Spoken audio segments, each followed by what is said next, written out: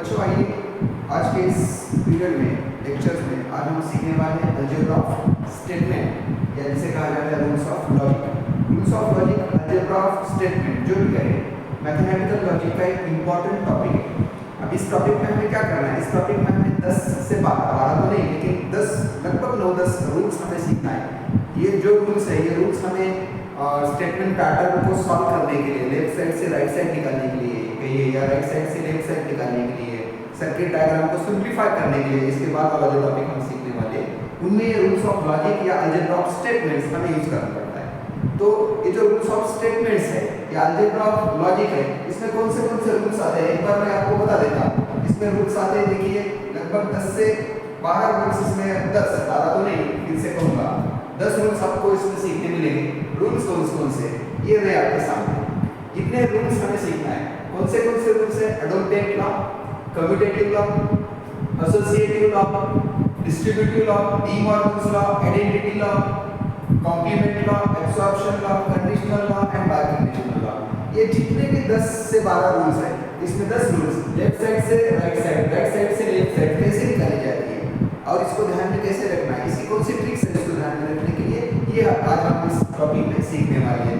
तो भले ही इसकी सीक्वेंस आगे पीछे होने वाली है, जब मैं उसका प्रूफ दे दूंगा, जब मैं आपको उसका अंडरस्टैंडिंग कराऊंगा, इसकी सीक्वेंस आगे पीछे होने वाली है, लेकिन सीक्वेंस मायने नहीं रखती। आपको ये रूल्स जो भी रूल्स है इसमें का या जो भी लॉ है वो आपको लेफ्ट से राइट साइड से लेफ्ट साइड तभी बनाते आना चाहिए या आपको निकालना, आपको प्रूफ देते आना चाहिए। तो हमें क्या सीखना है उसमें? सबसे पहले सीखना है एट कम्यूटेटिव लॉ, ठीक है। वन बाय वन हम उसको आज सीखने शुरू करेंगे। चलो तो पीछे चलते हैं रूल्स ऑफ लॉजिक में।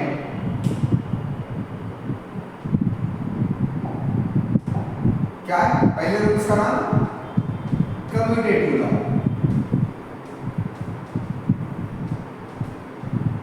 कम्यूटेटिव लॉ, ठीक है। पहला लॉ है कम्यूटेटिव लॉ।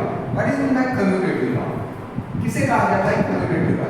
जैसे कि हमें पता है एडिशन और मल्टीप्लिकेशन दोनों भी क्या है? कम्यूटेटिव है। मतलब क्या?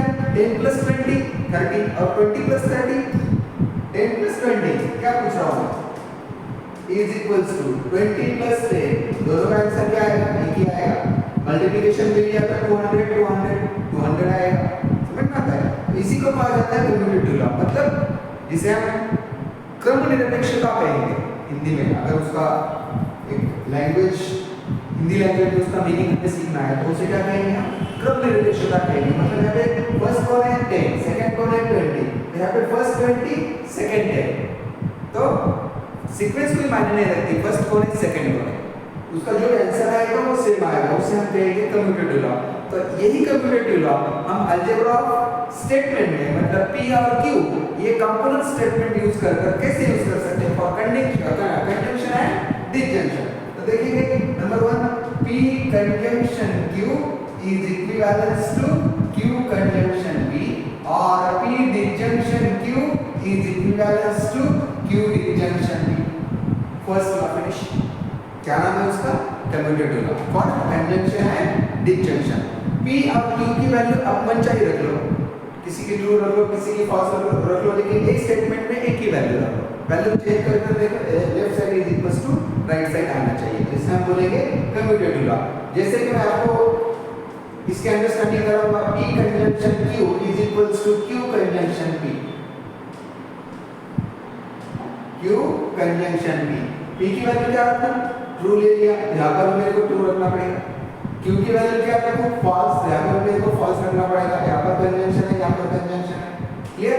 आपको पता है कंजंक्शन में ट्रू कंजंक्शन फॉल्स क्या होता है? फॉल्स पता है, और false conjunction true false means in conjunction whenever there is one of the value false then the result is false, if both are true at that time the result is true। इसी हिसाब से P conjunction Q is equivalent to Q conjunction P and P disjunction Q is equivalent to Q disjunction P। ये है आपका first law, कौन सा law? Commutative law. अब जाएंगे सेकंड लॉ की ओर। Second law associative law. Number 2 associative law. Association. जैसे कि हमने सीखा है 9th स्टैंडर्ड में 3 + 4 + 5 is equals to 3 + 4 + 5 is equals to 3 + 4 + 5। बराबर है? एक नंबर की एडिशन कर रहे हैं तो लेफ्ट टू राइट, अगर कोई ब्रैकेट नहीं है तो 3 + 4 + 5 करो, जो आंसर आएगा वही आएगा। 3 + 4 पहले कराकर बाद में 5 ऐड किया तो वही आएगा, पहले 4 + 5 किया बाद में 3 ऐड किया तो मतलब ब्रैकेट का मतलब क्या होता है? बॉर्डर जैसे हम यूज करते हैं उसी तरह यहाँ पर पैरेंथेसिस, यहाँ पर पैरेंथेसिस यूज किया मतलब हमें ब्रैकेट यूज सॉल्व करने सबसे पहले। तो इसी तरह P Q और एक हमें कंपोनेंट स्टेटमेंट लेना है R, और तीन कंपोनेंट को मिलाकर हमें एसोसिएटिव लॉ इंडिकेट करना है, डिनोट करना है। तो कैसा आएगा? P conjunction Q conjunction R is equivalence. देखिए तो कैसे आएगा ये? P conjunction Q bracket close conjunction R, इसको मिटा देता हूं, ठीक है, is equivalence to P conjunction in bracket Q conjunction R। ये लॉ कहेंगे हम associative law. This associative law is for the conjunction. Same associative law is there for the disjunction also. कैसे लिखेंगे? P disjunction Q disjunction R is equal to P disjunction Q disjunction R is equivalent to P disjunction Q disjunction R. This law is associative law. समझ में आया?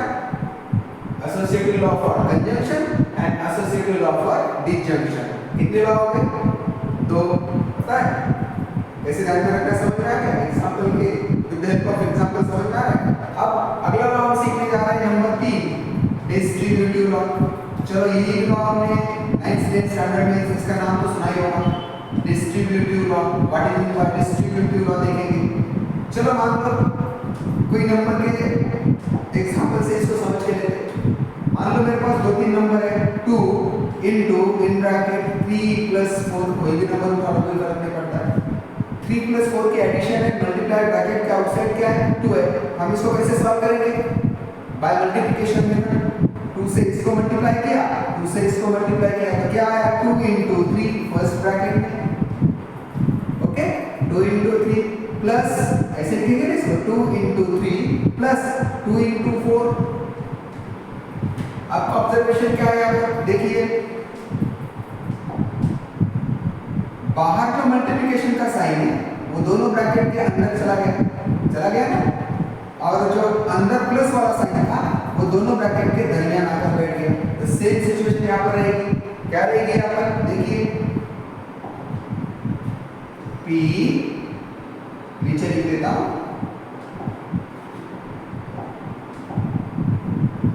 P conjunction Q disjunction R। देखिए multiplication की जगह पर कौन आ गया? Conjunction, और प्लस की जगह पे कौन आ गया? डिस्जंक्शन। तो सेम रूल यहाँ पर बनेगा। क्या बनेगा? E इज इक्विवेलेंस टू, चलो मान लेते हैं ये मल्टीप्लिकेशन है, मल्टीप्लिकेशन तो है नहीं लेकिन मान लेते हैं मल्टीप्लिकेशन है। P conjunction Q, first bracket में लिखूंगा मैं P कंजंक्शन Q, ओके। अब जो ब्रैकेट के अंदर वाला कनेक्टिव है वो दोनों ब्रैकेट के दरमियान बीच में है डिस्जंक्शन, और P conjunction R, P conjunction R। इसी हिसाब से ये हो गया डिस्ट्रीब्यूटिव लॉ। तो ये डिस्ट्रीब्यूटिव लॉ है कंजंक्शन और डिस्जंक्शन। तो डिस्जंक्शन और कंजंक्शन भी ले सकते हैं, आगे देखेंगे, ठीक है। इसको मिटा देंगे, यही लॉ इसी के अंदर लिखना है मेरे को, इधर लिखेंगे ये P disjunction Q conjunction R। ये डिस्ट्रीब्यूटिव लॉ कैसे बनेगा? ये डिस्ट्रीब्यूटिव लॉ बनेगा P डिस्जंक्शन Q, आ रहा है ना? P disjunction Q conjunction P disjunction R। हो गया डिस्ट्रीब्यूटिव लॉ। कितने लॉज हो गए? Commutative law, associative law, distributive law, ठीक है। और ये नाम तो हमने 9th और 10th स्टैंडर्ड में सुने ही, जैसे कम्यूटेटिव लॉ को हम 3 + 4 = 4 + 3 के नाम से पहचाना था। एसोसिएटिव लॉ को ब्रैकेट कहां पर दिया?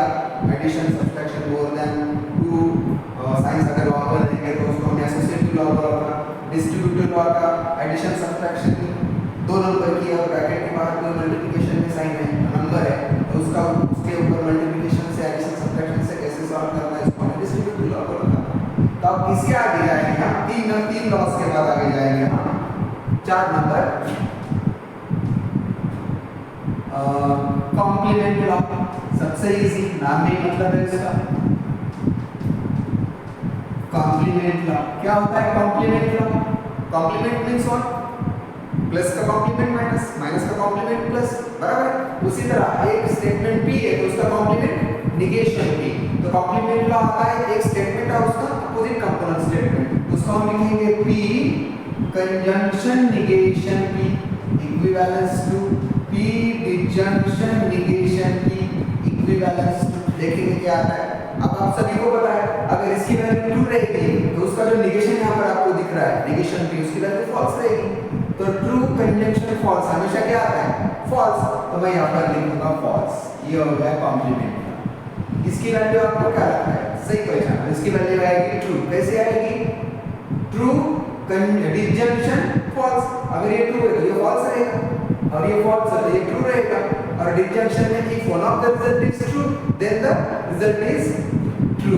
ये हो गया आपका कॉम्प्लीमेंट